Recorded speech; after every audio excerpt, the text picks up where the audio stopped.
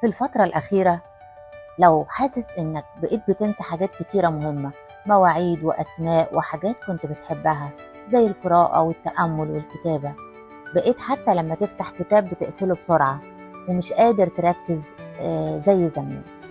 حتى وانت بتتفرج على فيلم بتحبه أو بتتكلم مع حد بتلاقي دماغك في حتة تانية خالص. بقيت كل اللي بتعمله إنك ماسك الموبايل وشغال اسكرول من غير ما تحس بالوقت. ممكن الواحد يقول لنفسه ده زهايمر ولا ايه بالظبط. حد ما قرأت مصطلح شدني جدا اسمه تعفن الدماغ او البرين رات. عشان نعرف ايه حكاية البرين رات لازم نبدأ مع بعض من اول السطر، وطبعا ما تنساش الاشتراك في القناة واللايك والكومنت. ايه تعفن الدماغ؟ قاموس اوكسفورد في سنة 2024 قال ان دي اكتر كلمة كانت متداولة في خلال السنة دي، ومعناه كده في القاموس بيقول تدهور الحالة العقلية أو الذهنية للدماغ الإنسان نتيجة الاستهلاك المفرط للمحتوى التافه أو اللي ملوش قيمة أو اللي بيسموه اللو كواليتي كونتنت. بتقضي ساعات طويلة على السوشيال ميديا، بتشوف حاجات تافهة وتفضل تعمل سكرول لفيديوهات عبيطة وحاجات زي فيديوهات التيك توك القصيرة والترندات وكل ده. هنا احنا بنعرض دماغنا لكمية كبيرة جدا من المحتوى. الدماغ في اللحظة دي عايز يتأقلم مع كل المحتوى السريع ده والتافه، فبيعمل تحفيز مفرط للدماغ، وتبدأ الصحة العقلية تتدهور وتفقد قدرتك على التركيز على أي حاجة، وتلاقي نفسك ايه بقى؟ مفيش صبر تكمل محاضرة حتى لو نص ساعة، ولا في صبر ان انت تذاكر، ولا حتى تكمل فيلم من غير ما تقعد تعمل سكيب بسرعة. مش عارف توقف سكرول ولا متابعة للترندات التافهة. ومش بس كده بقى، ده انت هتبقى مكسل حتى تفكر. وتفكر ليه؟ إذا كان في شات جي بي تي وجيميناي وغيرهم بيفكر بجد كده أركن دماغي وخلاص. وده اللي بيحصل فعلا، الدماغ بيتركن خالص. إذا كنت أنا فعلا بعيش الحاجات دي حقيقي وبحسها، وأنا نفسي من الجيل اللي عاش قبل الإنترنت، قبل الموبايل، كان عندنا صبر نذاكر ونقرأ، وكنا بنقعد مع أهلنا وأصحابنا من غير ما نحط وشنا في الموبايل. كنا محتاجين أي سؤال ما كناش بنجري على أي حاجة نسألها. كنا لما بنحتاج نعمل بحث أو نلاقي إجابة لسؤال، يا إما كنا بنقرأ كتب أو بنسأل حد أكبر مننا. إذا كنت أنا من الجيل فعلا اللي عاش المرحلة دي. طيب عندنا مثلا جيل زي جين زي أو جينيريشن زي اللي اتولد وعاش وسط كل ده، يا ترى هيعمل ايه؟ دماغ الجيل ده هيبقى شكلها ايه؟ لازم نعرف احنا ازاي بنتعلم. يعني بنتعلم اي حاجة، دماغنا بيتعلم اي حاجة ازاي؟ بيشتغل على التعلم بالتكرار. يعني بتفضل تكرر لنفسك المعلومة او المهارة اللي انت بتتعلمها، وده بيخلي الدماغ يحفظها. تكرار للمعلومة او للمهارة بيخلق جوه دماغك خلايا عصبية جديدة. كل حاجة انت بتتعلمها بيتخلق لها خلايا عصبية جديدة ما كانتش موجودة قبل كده، عشان تقدر تتعامل مع المعلومات والمهارات الجديدة. ده قلنا في حالة ان انت مركز في مهارة واحدة وعمال تكررها، او مركز في جملة واحدة وعمال تحفظها. انت بقى دماغك ده مخليه مش مركز على اي حاجة خالص، اللي انت طول الوقت عمال تعرضه لمعلومات كتيرة وسريعة وفي وقت سريع جدا، بيمر بسرعة. مفيش الدماغ هنا ما بيلحقش يحفظ أي حاجة، لأنه أصلا مش بيلحق يقرر، هو كله سكرول سريع. هنا إن الدماغ مش هتعرف تكون خلايا عصبية جديدة، ومن هنا تبدأ الكارثة، ومن هنا يبدأ تعفن الدماغ، إن مفيش خلايا عصبية جديدة بتتكون. إحنا مش عاطين فرصة لدماغنا إنه يكون خلايا عصبية جديدة. طيب دلوقتي الدماغ خلاص ما عادش عارف يكون خلايا عصبية جديدة، هيبدأ دماغنا يعتمد على الذاكرة الخارجية. الذاكرة الخارجية هنا هي الموبايل اللي انت ماسكه في ايدك. هتعتمد على برامج السوشيال ميديا، جوجل وشات جي بي تي، هم مصدر معلوماتك وذاكرتك وكل حاجة. انا ايه اللي يخليني احفظ اي حاجة في دماغي لما ممكن اعمل لها سيف على الموبايل؟ احنا بقينا نعمل سيف للمواعيد اللي عايزين نفتكرها، بنسيف الباسورد بتاع اي حاجة، كل حاجة بنسيفها على الموبايل. كتر الاستسهال ده خلى الدماغ تعتبر ان ده الطبيعي، دماغنا دلوقتي بقت معتبرة إن الذاكرة الخارجية ده الشيء الطبيعي. هتلاقي نفسك طبعا مع الوقت مش قادر تكمل أي حاجة للآخر، ولا في صبر لأي حاجة، معاه فيش صبر حتى إنك تسمع أي حد.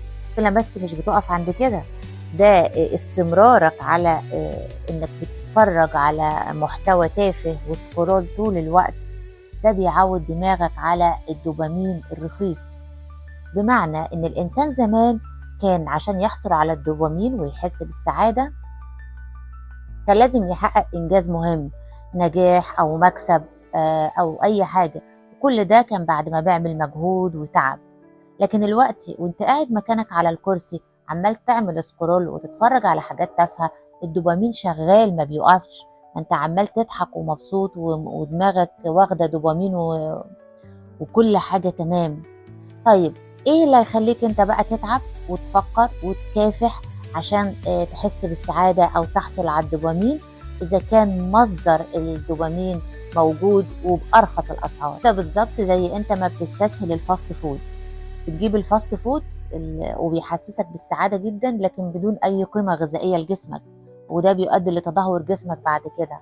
نفس الحكاية، المحتوى التافه بالظبط بيساوي الفاست فود، بيسبب لك سعادة مؤقتة ودوبامين رخيص، لكن على المدى الطويل بيسبب ضرر للدماغ. كل الأعراض دي معناها إن احنا عندنا برين رات أو تعفن دماغ. طيب نعمل إيه دلوقتي؟ هل الدماغ اتعفنت نرميها؟ ما ينفعش للأسف، مش هنعرف نجيب دماغ غيرها ولا خلايا تانية. من نعم ربنا علينا سبحانه وتعالى إن في حاجة اسمها المرونة العصبية.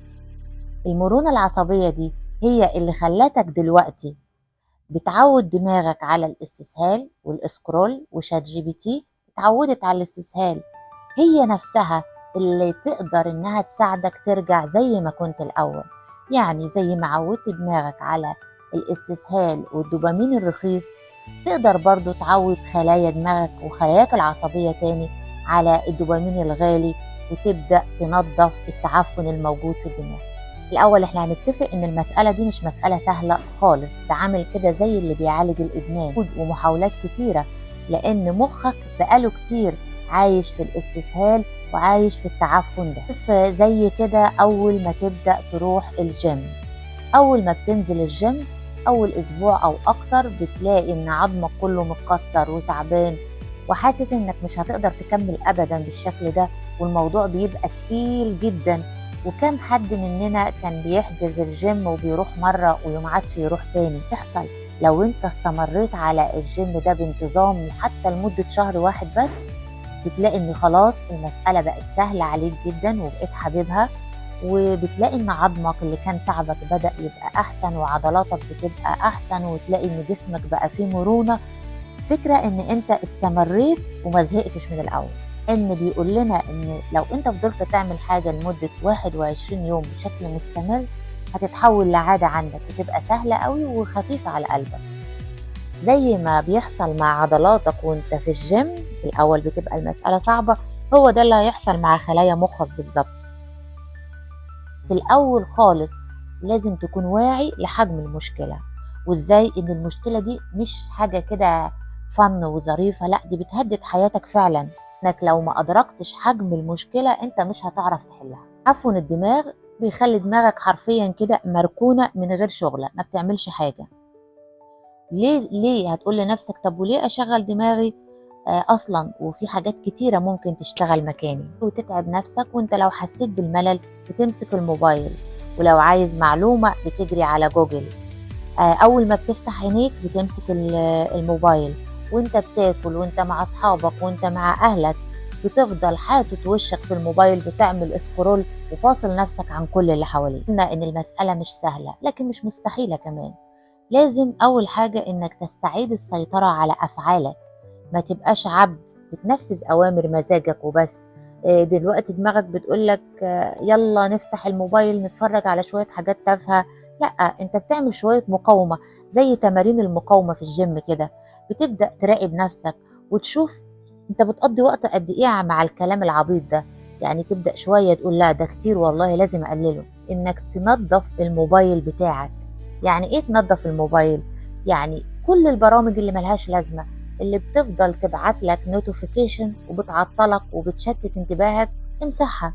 تشتغل او في حاجة بتعملها ومركز فيها، ابعد الموبايل عنك تماما. احنا مش هنقول لا والله ده احنا هنشيل كل الابليكيشنز بتاع السوشيال ميديا، لان ده هيكون صعب، لان هي الحقيقة جزء من حياتنا. لكن على الاقل بلاش ان كل المحتويات تبقى محتويات تافهة وتضيع وقتك كله وانت عامل فولو لناس بتقدم لك حاجات تافهة. استبدل الناس دي بناس بتقدم لك محتوى مفيد زي المحتوى بتاعي كده. متنساش طبعا تشترك في القناة، وده عشان خاطر دماغك بس، مش عشان خاطر حاجة تانية. لما كنت بتشوف 90% حاجات تافهة و10 حاجات مفيدة، بدل يا سيدي، خلي 90% هي الحاجات المفيدة وال10% شوية تفاهة كده على الجنب. خطوة مهمة كمان إنك تحط نفسك في وسط يشجعك، يعني ناس كده بتشجع على النجاح، بتشجع على التفاؤل، تساعدك تبعد عن التفاهة. زي بالظبط كده أول ما بتيجي تبدأ دايت بتعمل إيه؟ تفضي التلاجة من الشوكولاتة والحلويات وبتبطل فاست فود، وبتبدأ تشتري خضار وفاكهة فريش وزيت زيتون وزبدة، حاجات كلها مفيدة. نفس الكلام هتعمله مع مخك، هتبدل التافه بالمفيد، وبالتدريج هتبدأ تلاقي نفسك بترجع لمصادر الدوبامين الغالية. بلاش تسترخص زي ما كده، بلاش تسترخص في صحتك، بلاش كمان تسترخص في الحاجات اللي بتقدمها لدماغك. حاول ترجع لمصادر المعرفة اللي احنا طول عمرنا اتربينا عليها، الكتب، المقالات، الفيديوهات المفيدة. عايز مثلا تعرف موضوع معين، ما تعتمدش على شات جي بي تي وجيميناي بس، لا، ارجع شوف مقالات، كتب، ارجع اسمع فيديوهات متخصصة. يعني خلي المسألة يعني اتعب شوية. حتى لو عايز تلعب، خلي الألعاب اللي هتلعبها تنشط ذكائك، فيها تحدي لعقلك، مش ألعاب ضارة بتسبب تلف لخلايا مخك.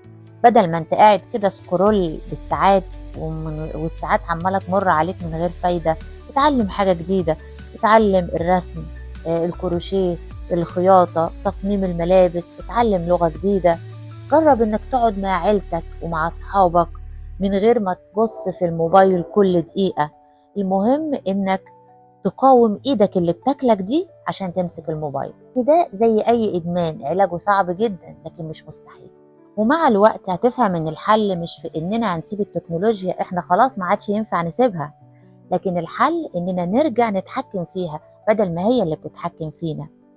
ومش لازم نستنى لحد ما نحس ان دماغنا خلاص كلها اتعفنت 100%، لان كل لحظة احنا بنضيعها في السكرول وفي التفاهة هي بتاكل حتة صغيرة من عقلنا بالفعل. يا ريت نحمي عقولنا لانها اغلى حاجة عندنا، ونبدأ رحلة التعافي النهاردة من اول السطر. الاشتراك في القناة واللايك والكومنت الجميل. وتاني يا جماعة، حافظوا على دماغكم.